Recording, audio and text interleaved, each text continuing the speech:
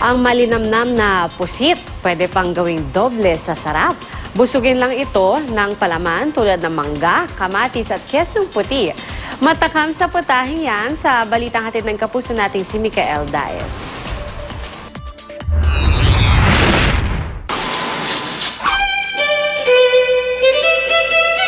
Gagawa tayo ng isang putahe na nakakaaliw. Bubusugin natin ang pusit. Ang pagpapalaman o stuffing sa Ingles ay nakuha ng mga Pilipino mula sa mga Kastila. Mahigit 300 na ang nakakaraan, pero ayon sa ilang mga pagsisiyasat, noon pa man isa ito sa mga pangkaraniwang pagkain ng mga sinaunang tao kung saan ang bituka ng hayop ang kanilang pinalalamanan.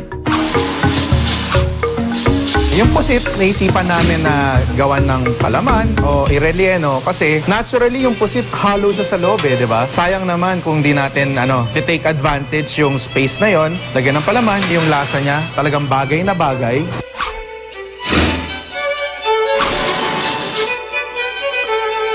Let's try it out.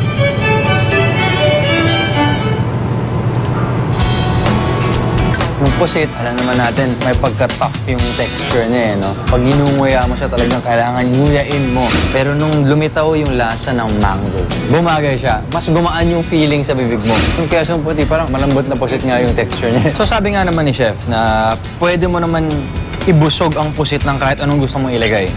But, syempre, kailangan bumagay. Yung sibuyas, yung kamatis, normal lang naman yun Nasasama naman talaga yun sa mga putahin pusit. But yung mango, I think, is a secret ingredient na nagpapasarap sa putahing to.